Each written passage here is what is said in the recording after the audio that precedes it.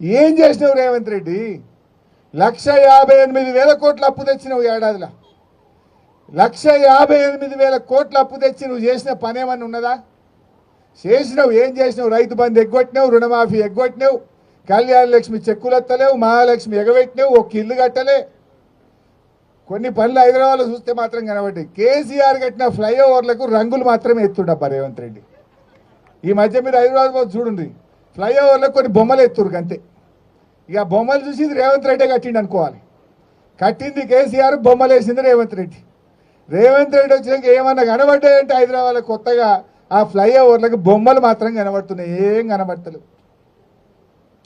కేసీఆర్ కట్టించిన డబుల్ బెడ్రూమ్లకు 3 రంగులు వేసి పరిస్థితి వాళ్ళే కట్టినట్టు.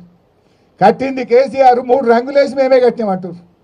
నేను మొన్న పోయినా కొల్లూరు డబుల్ బెడ్రూమ్లకు పోయినా, చెత్త ఎత్తటో దిక్కులేడాడ, మొత్తం చెత్త కుప్పలు కుప్పలు అయిపోయింది. గంత మంచి డబుల్ బెడ్రూమ్ ఇల్లు కేసీఆర్ కట్టిస్తే ఆడో దవాఖాన లేదు, నీళ్లు చక్కగా వస్తలేవు, కరెంటు చక్కగా వస్తలేదు, మున్సిపాలిటీ వాళ్ళు చెత్త ఎత్తుతలేరు, అంత ఆగమాగం అయిపోయిన పరిస్థితి ఉన్నది. ఇదే బాధ కలుగుతూ ఉంది. ఎందుకంటే మనం బీఆర్ఎస్ పార్టీ గులాబీ జెండా అంటే పేగులు దిగదాకా కొట్లాడి తెలంగాణ తెచ్చిన పార్టీ బీఆర్ఎస్ పార్టీ. ఇవాళ తెలంగాణను అభివృద్ధి చేసిన పార్టీ బీఆర్ఎస్ పార్టీ. కానీ మన కళ్ళ ముందే మన తెలంగాణ వెనుకబడుతుంటే ఇవాళ బాధ అవుతూ ఉంది. దేశం మొత్తం తెలంగాణ దిక్కు చూసింది. మంచినీళ్ళ పథకమైనా, చెరువుల పునరుద్ధరణనైనా, 24 గంటల కరెంట్ అయినా, రైతు బంద్ అయినా, కళ్యాణ లక్ష్మి అయినా, మూగ జీవాలకు అంబులెన్సులైనా దేశం మనం చూసి నేర్చుకునేటట్టు నడిపినాం. మనం 10 ఏళ్ళు దేశం మనం చూసి నేర్చుకున్నది.